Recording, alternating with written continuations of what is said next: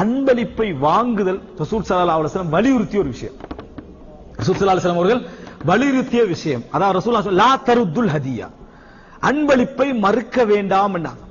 சிலர் என்ன நினைக்கிறாங்கன்னு சொன்னால், அன்பளிப்பை வாங்குறதுன்றது ஒரு நல்ல ஒரு செயல் இல்லை அப்படி நம்ம நினைக்கிறாங்க. இல்ல, அன்பளிப்பை வாங்குவது உங்களோட பணிவுக்கு ஆதாரம், உங்களுடைய பணிவுக்கு ஆதாரம்.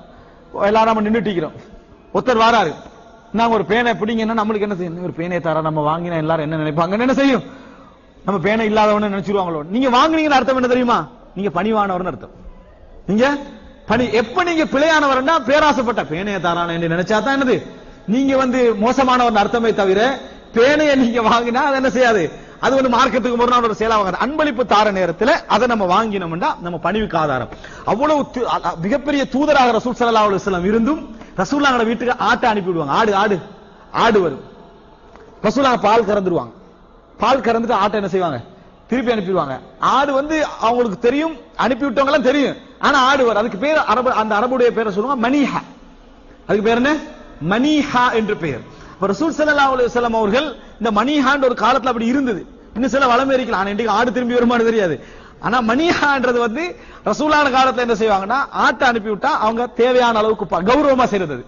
பாலை கறந்து இந்தாங்க பால் தந்தாங்க அப்படின்னு கொடுக்காம ஆடு போகும், அவங்க பாலை கறந்துட்டு ஆடை செஞ்சிருவாங்க, திருப்பி அனுப்பிடுவாங்க. இது இருந்தது. ரசூலுல்லாஹ் அதை கறந்து கொள்வாங்க. ஆயிஷா தெளிவா சொல்றாங்க, எப்படி உங்களுக்கு வாழ்க்கை போச்சு அப்படி என்று உர்வத் இப்னு ஸுபைர் ரலியல்லாஹு அன்ஹு அவர் தனது தாத்தாவுடைய மகன் கேட்கிற நேரத்தில் சொன்னாங்க, அல்லாஹ்தான் ஈத்தப்பழமும் தண்ணீரும் அது அல்லாம சில அன்சாரிகள் அன்பளிப்பு தருவாங்க, அதை சாப்பிட்டு தான் நாங்க செஞ்சோம் வாழ்ந்தோம் ரசூல் ஸல்லல்லாஹு அலைஹி வஸல்லம். அப்ப இயல்பா நம்ம என்ன புரிஞ்சுக்கணும்னு சொன்னால், அன்பளிப்பு வாங்குறது என்பது எங்களுடைய அன்பளிப்பு கேட்கறதல்ல, எதிர்பார்க்கிறதும் அல்ல. வாங்குவது, தருகிற நேரத்தில் வாங்குவது என்பது எங்களோட பணிவை என்ன செய்யும் எடுத்துக்காட்டும். அவன் எப்படிப்பட்ட ஒரு பொருளை தந்தாலும் ஜஸாக்கல்லாஹு கைரான் வாங்குறது, நீங்க எவ்வளவு பெரிய ஆளாக இருந்தாலும் சரி, அது என்ன செய்யும்? உண்மையிலே அவர்கிட்டையும் உங்களை பற்றிய ஒரு அன்பை என்ன செய்யும்? வழக்கும் ஒரு பணிவான ஆள் என்று சொல்லி, அதே போல என்ன எங்களுக்கும் என்ன செய்யும்? ஒரு பெரிய ஒரு சந்தோஷம் என்ன செய்யும்? அதுல இருக்கு, நம்ம அவடத்தை வாங்கணும், மகிழ்ச்சி படுத்தினோம் அப்படின்ற ஒரு பகுதி இருக்கு. அன்பளிப்போடு இது ஒரு பிரதான நோக்கம். அன்பளிப்பு விஷயத்தை வாங்குவது பணிவு. ரசூல் ஸல்லல்லாஹு குறிப்பா மறுக்க மாட்டாங்கன்னு வருது. கானலா யருது தீப், வாசனை கொடுத்தா வாங்க மாட்டாங்க, மறுக்க மாட்டாங்க. வாசனை கொடுத்தா என்ன செய்ய மாட்டாங்க? மறுக்க மாட்டார்கள். வாசனை கொடுத்தா மறுக்க மாட்டாங்கன்னு ஒருத்தர் அத்தர் பூச வர்றாரு, போத்தலே வாங்கி எடுத்துறல, பூசுறாரு, நம்ம வாங்கிக்கிறோம். அல்ல அன்பளிப்பாக அதை தாராரு, ரசூலுல்லாஹ் அதை என்ன செய்ய மாட்டாங்க? மறுக்க மாட்டாங்க. சில நேரத்தில் நம்ம நல்ல வாசனை பூசிட்டு இப்போ ஒருத்தர் நோமலான வாசனத்தை அதை அப்படியே கெடுத்துரு அந்த வாசத்தை. ஆனால் நம்ம என்ன செய்யணும்?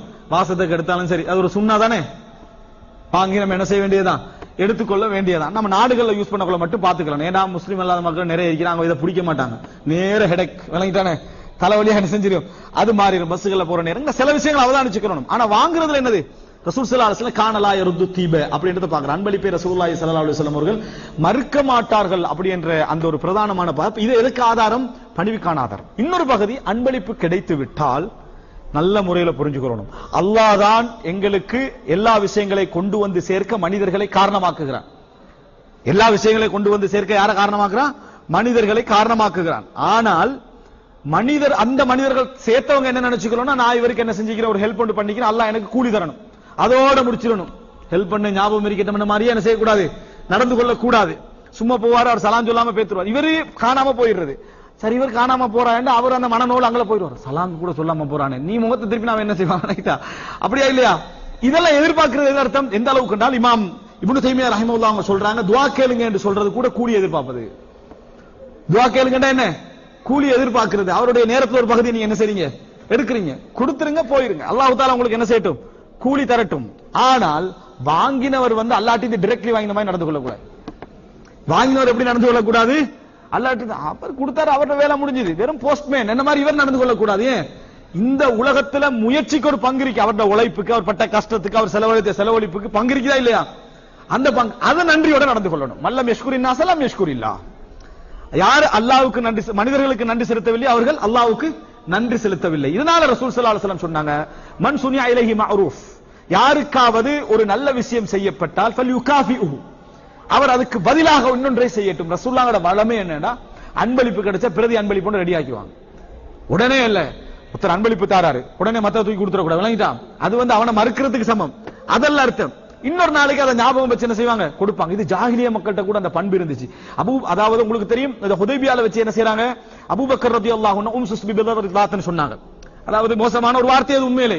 ஆனா அபூபக்கர்லாம் ஆத்திரத்துல சொல்றாங்க அந்த இடத்துல என்ன, அதாவது மதுருடைய அபத்த சுபச்சிக்க அப்படின்னு சொல்லி அவங்க நடந்து கொண்ட முறையில் ஆத்திரத்துல சொல்றாங்க. அப்ப உர்வத் இப்னு மஸ்ஊத் தகஃபி அங்க இருக்கிறார். அவர் ஜாஹிலியா காலத்துல இருக்கிறார், அந்த காஃபிரா இருக்கிறார். அவர் சொல்றாரு, அபூபக்கரே நீங்க எனக்கு ஒரு ஹெல்ப் பண்ணிக்கிறீங்க, அந்த ஹெல்ப்புக்கு நான் பிரதி விவகாரம் எதுவும் இதுவரைக்கும் என்ன செய்யல. அப்படி மட்டும் இல்லைன்னா நான் இதுக்கு பதில் சொல்லி இருப்பேன். ஆனா பிரதி விவகாரம் செய்யல, இதுக்கு அது சமமாகட்டும். சுப்ஹானல்லாஹ், என்ன இதற்கு அது சமமாகட்டும், நான் இதை பொறுத்தனே அது சமமாகட்டும். இதுதான் ஜாஹிலியான்ற, நம்ம எதை ஜாஹிலியான்றது இதுதான் ஜாஹிலி. அப்ப நம்ம ஜாஹிலியத்தை பாத்துக்கங்க. அதனாலதான் அறியாமை காலத்தின் அழகிய பண்புகள் ஒரு தனி தலைப்புல ஃபுல்லா அதை என்ன செஞ்சேன், பேசினேன் முழுமையாக அவங்களோட அழகிய பண்புகள் என்று சொல்லி. அன்புள்ள சகோதரர்களை, நீங்க என்ன பார்த்துக் கொள்ள வேண்டும் என்று சொன்னால், நம்ம ஏதாவது ஒன்று செய்யணும். ரசூலுல்லாஹ் சொன்னாங்க, அப்படி இல்லை என்று சொன்னால் அவர் மனம் குளிர்கின்ற அமைப்பில் அவருக்கு ஏதாவது வார்த்தை என்ன செய்ய சொல்லிவிடுங்கள். உதாரணமா அன்பளிப்பு வாங்கிட்டு தந்தும் தராத மாதிரி வேற சைடுல உட்கார்ந்துட்டு கூடாது, அப்படி வச்சுட்டு போங்க அப்படின்ட்டு என்னது இந்த மாதிரி நடந்து கொள்றது இருக்குதானே, உனக்கு கடைசி உறவு தான் அது. அன்பை என்ன செய்யாது, வளர்க்காது. அந்த அன்பை அவர் உணர்கின்ற அமைப்பில் நடந்து கொள்ளுங்கள் அப்படின்னா. அதே நேரம் ஒரு ஹதீஸ் வருது இப்னு ஹிப்பான் லைஃபான ஹதீஸ், ஜஸாக்கல்லாஹு கைரான் சொல்லிவிட்டால் அது ஈக்குவல் ஆகிவிடும். ஜஸாக்கல்லாஹு கைரான் சொல்லிவிட்டால் ஈக்குவல் ஆகிவிடும் என்று வரும். அது பலகீனமான ஹதீஸ். ஜஸாக்கல்லாஹு கைரான் நபித்தோட சொன்ன செய்திகள்லாம் சஹீஹ் முஸ்லிம்ல வருது. ஆனா ரசூலுல்லாஹ் சொன்னதாக வரக்கூடிய எல்லா செய்தியுமே என்னது, பலகீனமான செய்திகள். எனவே அன்புள்ள சகோதரர்களே, இப்பொழுது நான் சொன்ன இந்த எல்லா செய்திகளும் ஹதியா என்ற பகுதியோட மிக பிரதானமான செய்திகளை கொஞ்சம் மெதுவாகவும் மற்ற பகுதிகளை மிக வேகமாகவும் என்ன செய்தேன், நான் சொல்லி முடிச்சேன். ஆனால் இது அல்லாமலும் நான் ஏற்கனவே சொன்னது போல அன்பளிப்புகள் சம்பந்தப்படுகின்ற இன்னும் பல பகுதிகள் என்ன செய்கின்றன, இருந்து கொண்டிருக்கின்றன.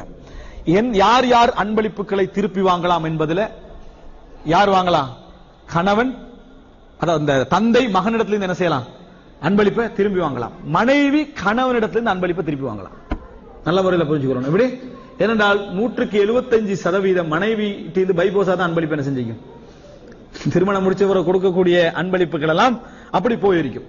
அதனால உமர் ரலியல்லாஹு அன்ஹு ஒரு அசர் வருகிறது, அதாவது திருப்பி வாங்க அனுமதிக்கப்பட்ட ஒரு லிஸ்ட்ல யார சொல்றாங்க, பெண்களையும் என்ன செய்யறாங்க சொல்றாங்க. காரணம் அவர்கள்ட்டிருந்து அவர் பெண்கள் ஒன்றில் ஆசையுடனும் அல்லது அச்சத்துடனும் தான் கொடுப்பார்கள் என்றாங்க உமர் ரலியல்லாஹு அன்ஹு அவர்கள்.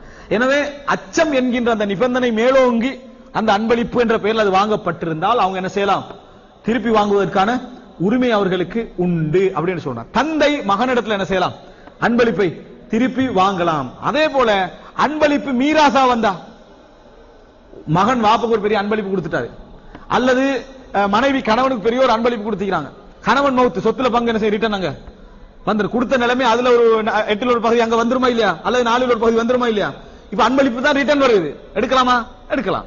ஏன்னா அது இன்னொரு பகுதியாக என்ன செய்யுது வந்து சேருவது. இப்படி திரும்பி வாங்க முடிந்த சட்டங்களோடு சம்பந்தப்பட்ட பல பகுதிகள் இருக்குது. நீங்க இதை எப்படி புரிஞ்சுக்கங்கன்னா, எங்களோட பிராக்டிக்கல் லைஃபோடு சம்பந்தப்பட்ட அன்பளிப்புகளை நாம் என்ன செஞ்சுக்கிறோம், ஓரளவு விரிவாக பேசி இருக்கிறோம்.